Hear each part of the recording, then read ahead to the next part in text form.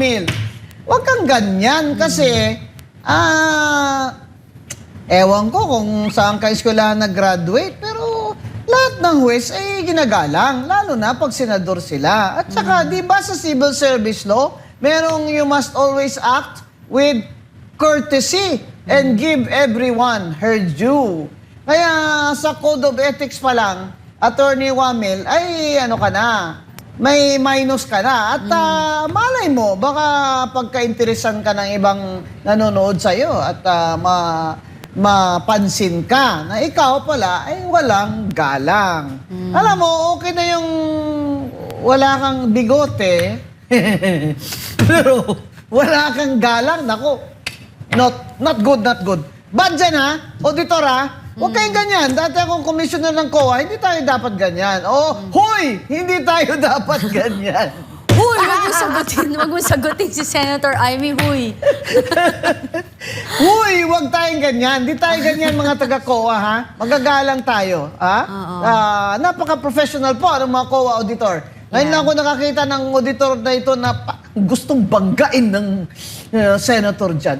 Ano bang, saan ba kumukuha ng tapang ito? Ito sinabi niya, ha? Sinabi niya, Kati, na tinanong siya, ito bang disallowance, meaning itong mga gastos na kulang sa resibo, no? So, kulang sa OR, ito bang disallowance na ito, ay may presumption ba ito ng guilt o ano, to that effect. Sabi niya may presumption daw. Ewan ko sa'yo kung ilang taong ka na dyan sa COA. Kung ilang beses mo binasa yung joint circular ng DBM at COA, Attorney Ramil, Auditor Ramil, pero walang presumption of guilt that a crime was committed. Kasi nandyan na yan sa Madera versus Commission on Audit in 2020 na sinabi ng Supreme Court. This allowance is only a civil liability. Pinapasoli lang, Kati, ng gobyerno. Correct. Walang crime dito. Hindi sinasabi na it is evidence or presumption of guilt.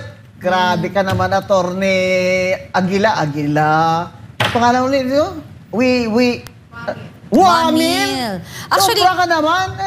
Magbasa-basa ka naman ng kung sa Ilonggo pa.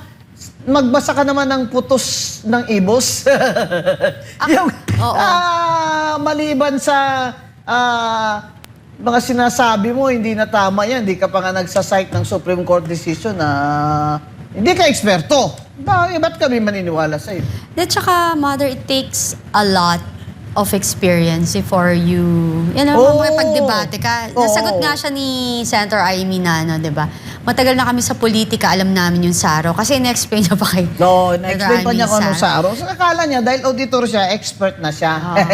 Pero Mother, anong masasabi mo sa pagharap ni dating COA State? Yun nga, yan si Auditor Roderick Wamil. Nagkaroon ba ng impact yan? Wala. Wala, kasi diba? sinabi niya, inamin niya rin. And in the end, inamin niya rin na hindi po naman nangangahulugan na kung may disallowance galing sa COA, hindi po nangangahulugan na binulsa ng Vice President Sara ang perang yan na disallowed. Siya rin naman nagsabi. To be fair, tama siya dyan. Di ba? Pero walang presumption of guilt. Kasi hindi siguro nabasa nitong auditor nito ang Madera versus COA. At saka, meron pa National Transmission Corporation versus COA na civil lang po ang liability. Ngayon, eto ang problema nila, Kati. Kasi sinipresent nila itong auditor to show the disallowances ng VP or OVP para i-prove na meron siyang graft and corruption. Kasi graft and corruption ang ground sa impeachment. Yes. Di ba? Yun yung pinipilit nila. Hindi naman ground sa impeachment disallowance. Exactly. Ngayon, siya na mismo ang sumagot na hindi naman ho yan nangangahulugan na binulsa yan ni Vice President Sara. Ibig sabihin, siya mismo umaamin na kung may disallowance man si VP Sara, hindi po naman nangangahulugan na siya ay may graft and corruption.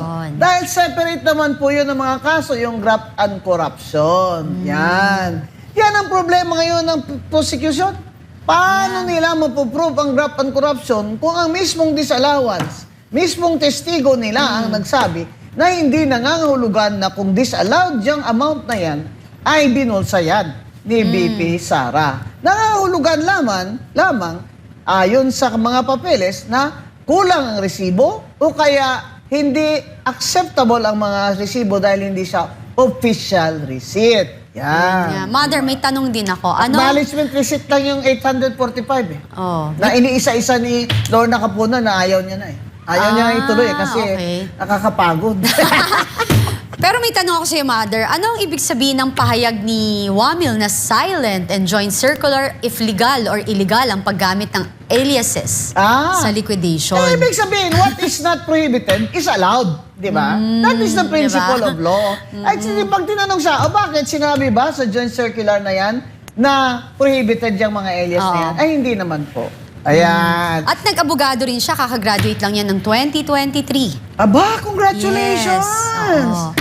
3 years ka pa pala or 2.5 na lawyer, auditor. Congratulations, attorney. Kaya, what is not prohibited is allowed. Ngayon, kaya niya sinasabi yon kasi tanggap naman niya, sinabi niya rin na dahil sa ang informant, nang tinanong siya ni Attorney Poa, di ba?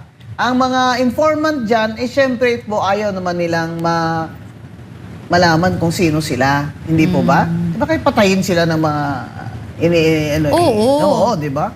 So, pwede naman na mag-alias, sabi niya. Pero sinabi niya na hindi niya alam kung allowed, pero hindi naman prohibited. So, ibig sabihin, if it's not prohibited, then it is allowed. So, in Tagalog, kung hindi siya bawal or pinagbabawal, ay pwede siya. Ay, pwede siya. Legal Diba? siya. Legal. Hindi siya illegal. Yun. Oo. Kaya, to be fair, magaling din siyang umiwas, ha?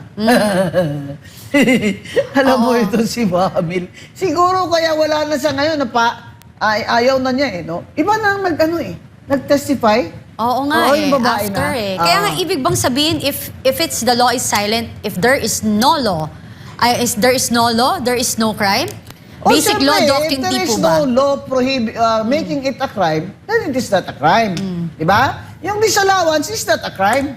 Ayun, sinasabi niya rin yun. And Madera versus COA already said that. Yeah. That it's a civil liability. Pinapasoli po ng gobyerno ang mga hindi allowed na ginastos ninyo dahil kulang kayo sa resibo.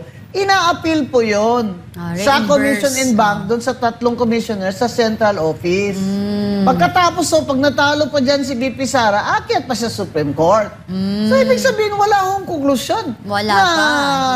Yan ay talagang final na disallowed. At lalo na pong walang konklusyon na may krimen na graft and corruption. Yan. So, yung problema ng prosecution ko, ano ba talaga ang na-prove ninyo?